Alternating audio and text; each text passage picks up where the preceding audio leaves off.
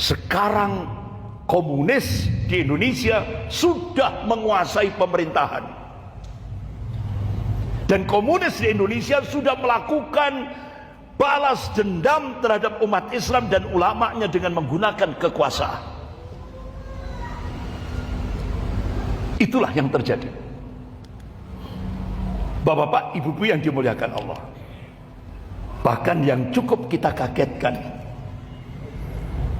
ternyata pergerakan komunis di Indonesia ini sudah berjalan hampir 20 tahun.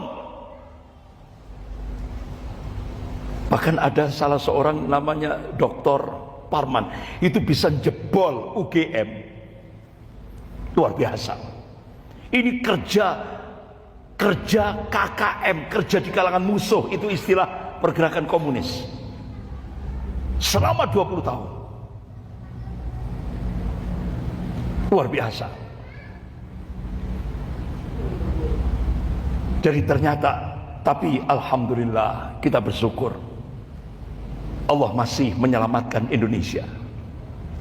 Terjadi pergantian kepemimpinan. Ini strategi Bapak Prabowo Subianto.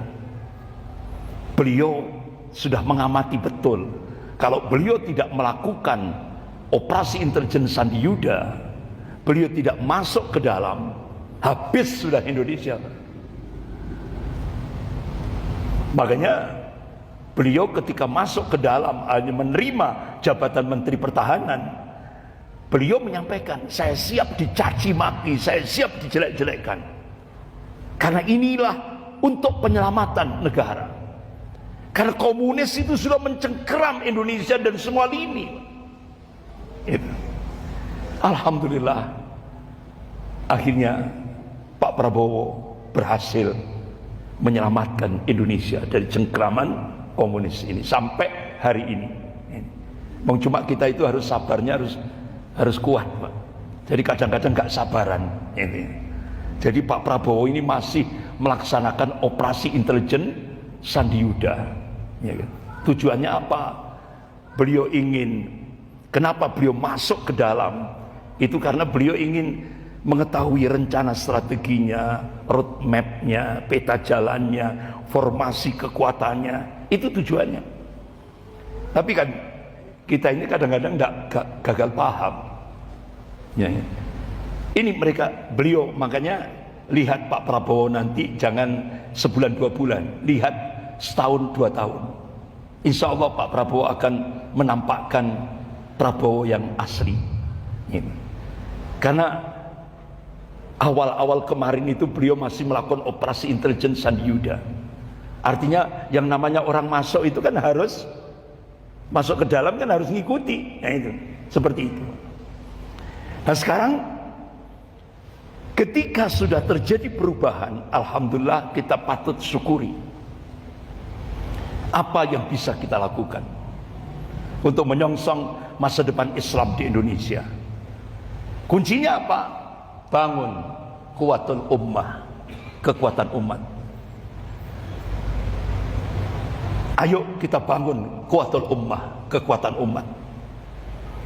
Bagaimana? Yang pertama, kembalikan akidah al-wala wal bara di tengah-tengah umat. Bapak-bapak, ibu-ibu yang dimuliakan Allah. Apa itu al-wala? Apa itu al-wala? Al-wala itu masdar dari fi'il waliyah. Kalau dari sisi lughah bahasa, artinya loyalitas, dukungan, kecintaan. Nah, pertanyaannya, kemana wala kita berikan? Allah Subhanahu wa ta'ala memberikan arahan dalam surah Al-Maidah ayat 55 sampai 56. Allah berfirman, a'udzubillahi minasyaitonir rajim. Innama waliyukumullah wa rasulahu walladzina amanu alladzina yuqimuna as-salata wa yu'tuna az-zakata wa hum raki'un. Innama, ini bentuk takkid, penegasan. Innama, Waliyakumullah wa rasulahu walladzina amanu. Sesungguhnya auliamu, walimu, penolongmu, pemimpinmu hanyalah Allah, Rasul, dan orang mukmin. Titik. Tidak ada koma. Siapa mereka?